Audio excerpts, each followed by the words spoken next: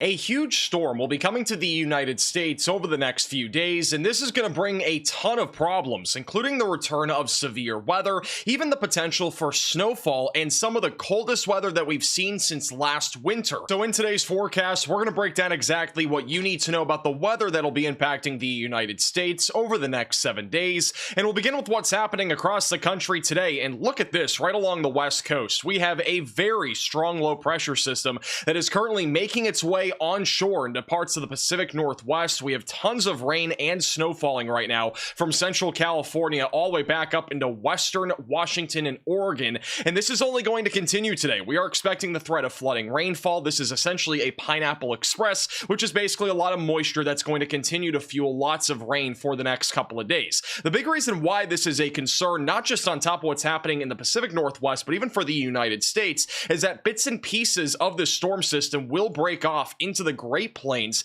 as we go into Thursday, Friday, Saturday, and Sunday. We're going to have actually two different storm systems come from this, and what that means is that we have the potential for snowfall, and on top of that, the coldest weather since last winter is likely across much of the United States. Now, over the next few days, we are going to see a major weather pattern shift that is going to lead to a bunch of different storms impacting the United States. So let's talk more about that. This is what it looks like on our jet stream right now. We have a low pressure system located over the Pacific Northwest. This is actually a negatively tilted trough, which usually favors a better risk of severe weather. And in fact, there is a rare tornado risk in place today for parts of Oregon and Washington. And we'll talk more about that here in just a moment. And then stretching from North Dakota back into the Northeast, mostly zonal flow right now, which means our weather is fairly calm for the time being. But as we go into Thursday and Friday, a big dip in our jet stream is going to be very noticeable across the Northeast. This is going to bring one big shot of cold air Thursday and Friday. Temperatures will fall by about 10 to 20 degrees in most areas, and then a small little weak storm system will make its way over the Pacific Northwest in Montana and Wyoming on Thursday.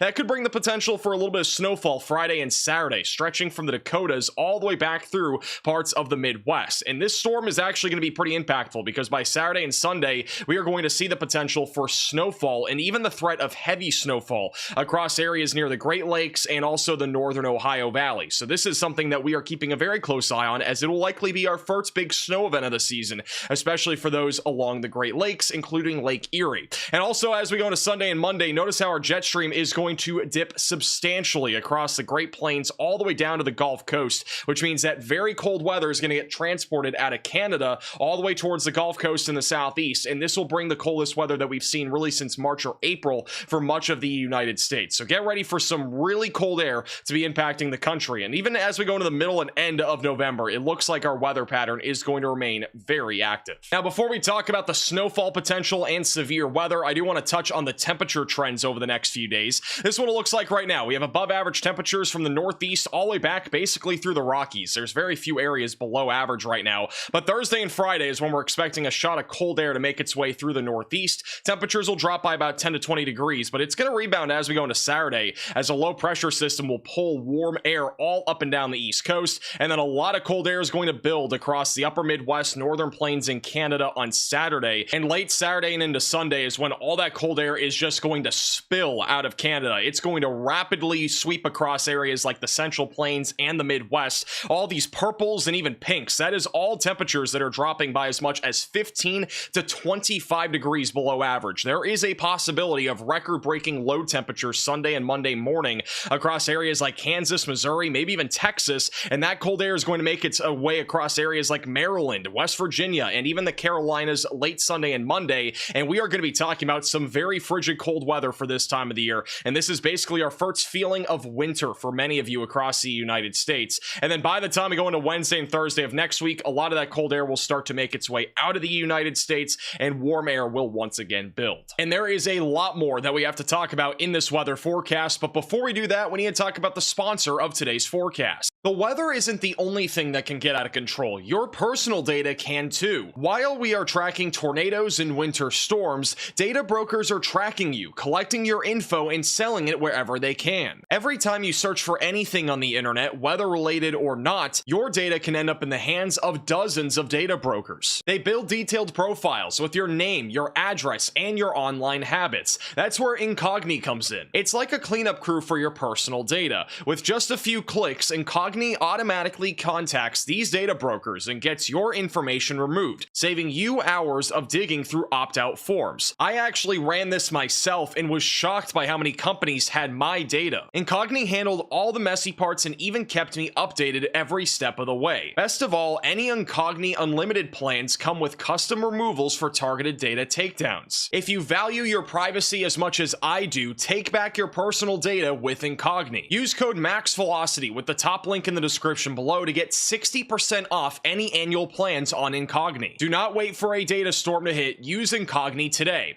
Now let's get back to the forecast. And one thing that is going to take a lot of you by surprise this weekend is that we are forecasting below freezing temperatures as far south as Texas, Mississippi, Georgia, and Alabama. This is what it looks like Monday morning. That below freezing line is going to make its way all the way down to central Texas, even close to southern Mississippi. This is something that does not happen very often in the early portions of November, so get ready for the first freeze of the season. And there could even be some areas back over in South Dakota that could be near the single digits for low temperatures. That is not factoring in the wind chill, by the way. So very cold air is coming here as we go into the very beginning of next week, and that is going to linger all the way through Wednesday along the East Coast before things eventually start to warm back up. Now, I just want to point out what I'm showing you here is the minimum temperature. So during the afternoon hours, this is not how cold it's going to be. It's just showing the minimum temperature. Now, we have a lot to talk about when it comes to the rain and snow potential over the next few days. And on top of that, the severe weather threat. So this is what it looks like right now. We got a little storm system making its way across the Northeast right now. This is actually going to dump a little bit of snowfall tonight and tomorrow morning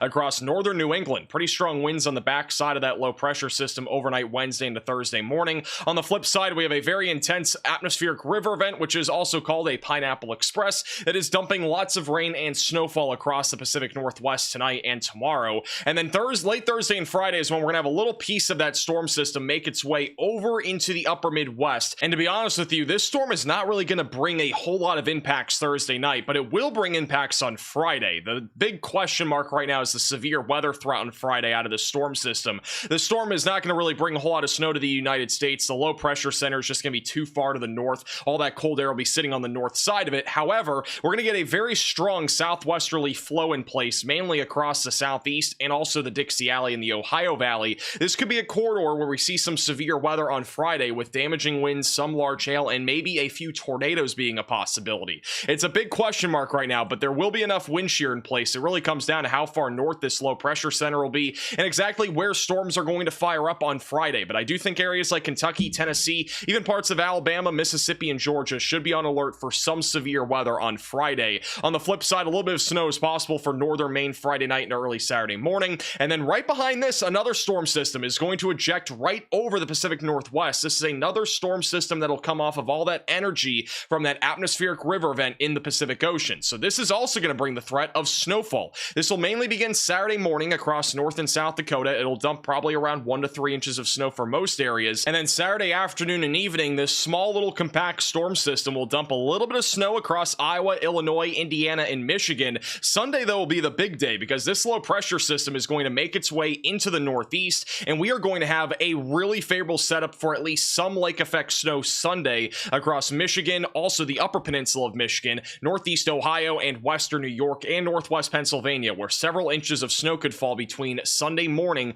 all the way through Monday afternoon and evening before eventually Tuesday. I do anticipate this storm system will move far enough to the Northeast to the point where lake effect snow will not be nearly as much of a concern. And then middle and end of next week, things get a little bit quieter, it looks like, as of right now, but that could obviously change between now and then. But overall, it's going to be a very active next 5 to 7 days. We got multiple storm systems coming right over the Rockies and the Pacific Northwest. On top of that, there's going to be a lot of problems in the Pacific Northwest for the next couple of days. Now, in terms of total snowfall accumulation, this is one model. This is the GFS model, indicating that we actually could have a pretty large swath of 1 to 3 inches of snow from central Iowa back into northwestern North Dakota, and then more significant snowfall possible back over in Michigan. That'll be primarily Sunday into Monday. I'm not completely sold on this scenario, though. This is the European model. It does show snow in these same exact areas, just a lesser amount, mainly a coating to 2 inches, anywhere from central Iowa back into North Dakota. In my opinion, I would not get your hopes up that high. This is just such a small storm system that the smallest temperature change could make a major difference in terms of how much snowfall you see. I do think, though, anywhere over here in Michigan, perhaps even northern Indiana, could definitely get a lot of snowfall Sunday and Monday out of the threat of lake effect snow. This is what the GFS model shows in terms of snowfall across the Northeast as we go to the beginning of next week, and this is from that lake effect snow. There could be some spots that pick up between 1 to 2 feet, maybe back over in far northwestern Pennsylvania, far southwestern New York. And on the other hand, the European model does not show anything like that. It shows the more significant snowfall being over in far western Michigan and northern Indiana, and even showing a pretty decent amount of snowfall across Ohio and the Appalachian Mountains. But on the flip side, again, not really anything here over near areas like Buffalo or northwestern Pennsylvania or Watertown. So very different stories here. It's going to come down to where this low pressure center centers itself Monday and as well as late Sunday, and then on top of that, exactly where our wind is coming out of. Those two things make a big difference when it comes to lake effect snowfall. And as many of you know that live in these areas, lake effect snow does sometimes come down to literally a mile between having 0 inches of snow all the way up closer to 4 feet of snow. So just putting that out there. I don't think we're going to see 4 feet of snow out of this event, but I do think 1 to 2 feet is definitely in play for some of you. And over the next couple of days, the West Coast is going to get hammered by rainfall. We are expecting a widespread 1 to 5 inches of rain from Northern California back into Western Washington. So turn around, don't drown on the roadways. And obviously there's going to be plenty of mudslides. So definitely stay safe out there. And on top of all the rain that the Pacific Northwest is about to experience, we also have a low-end tornado potential. This is pretty rare for parts of Oregon, California, and Washington today, where an isolated tornado or two will be a possibility, primarily during this afternoon and during the early evening. I would say from about 12 until 9 is really the time frame to watch for, where there will be enough wind shear and maybe a couple storms that come offshore could produce an isolated spin up. But generally speaking, any tornadoes that happen here will be on the weaker side of things. Stay weather aware though and have multiple ways to receive warnings. And then Friday has the potential to be a bit more of a significant day of severe weather. Right now, the Storm Prediction Center has a slight risk of severe weather for parts of Kentucky, Tennessee, Alabama, and Mississippi. Marginal threat from Ohio back into Alabama.